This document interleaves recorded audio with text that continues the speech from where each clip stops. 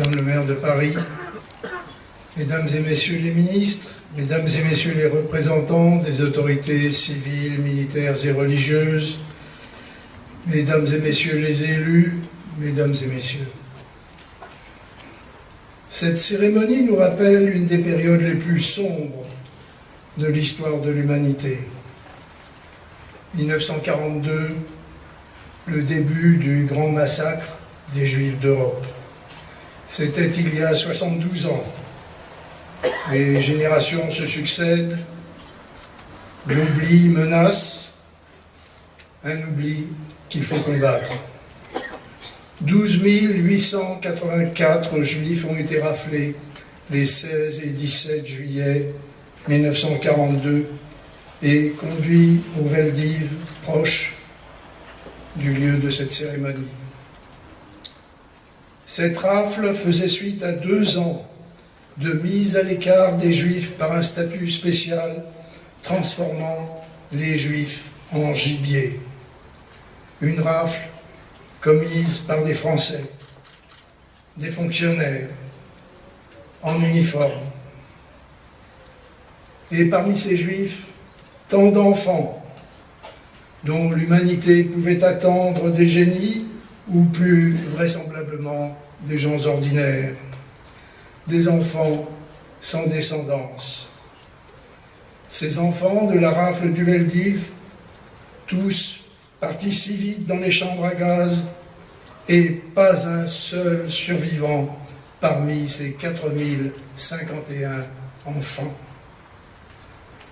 Des enfants dont Serge Klarsfeld et son association ont su retrouver des photos prises dans l'instantané d'un bonheur que rien n'aurait dû interrompre. Ils posaient, endimanchés pour cet événement que représentait à cette époque une séance de photographie.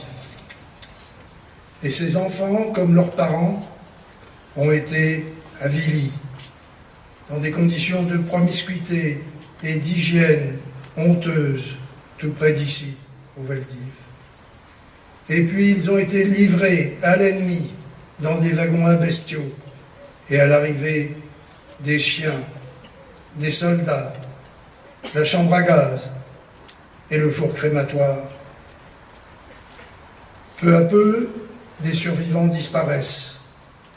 Comment ne pas rendre hommage aux rares déportés survivants qui nous guident si précieusement dans le devoir de mémoire?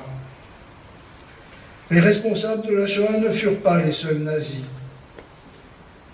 Les indifférents ont leur part de responsabilité, ceux qui n'ont rien fait, ceux qui n'ont rien dit, car le choix existait. Tout dans la vie est ombre et lumière. Cette journée est devenue aussi la journée d'hommage aux justes nommés par Yad Vashem. Et si les 2/3 des Juifs de France ont échappé aux nazis, c'est que de nombreux Français refusèrent la collaboration. Qu'est-ce qui distinguait les justes des indifférents? Ni la science, mais la conscience, ni l'amour, mais l'humanité. La grandeur de l'homme est de pouvoir utiliser son libre arbitre pour simplement choisir.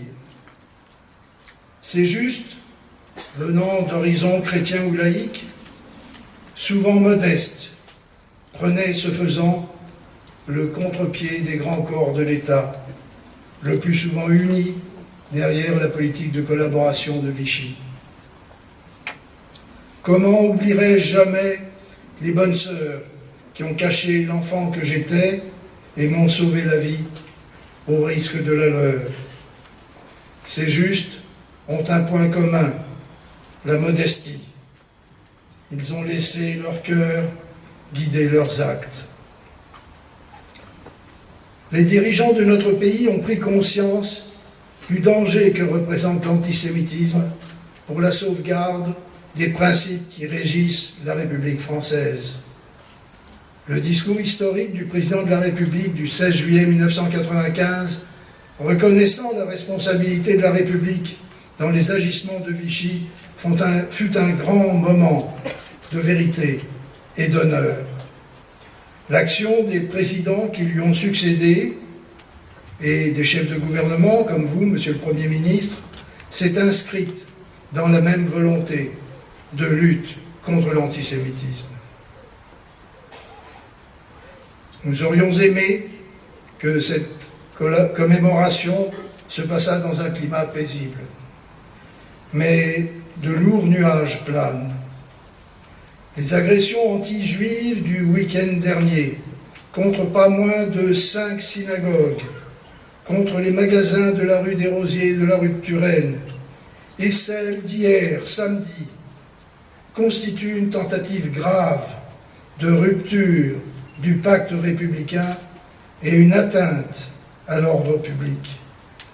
Elle témoigne d'une inquiétante diffusion des slogans les plus ignobles, et il ne s'agit plus seulement d'agression verbale. Les forces de haine se déchaînent, notamment sous leur forme la plus dangereuse, celle du fanatisme religieux, avec son cortège d'actes terroristes.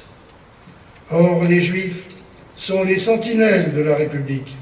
Ce sont tous les supposés mécréants qui, en fait, sont visés, et la France qui est menacée. Que faut-il faire pour que la tolérance devienne un comportement naturel entre les hommes comme entre les nations? Les enfants ne naissent pas racistes ou antisémites. Il faut revoir l'éducation transmise par les parents, par les enseignants, par les religieux de toute confession. Oui, c'est encore possible, c'est toujours possible, il faut le vouloir. Pour éviter le pire, sachant tirer les leçons de l'histoire, nous le devons au souvenir de nos martyrs.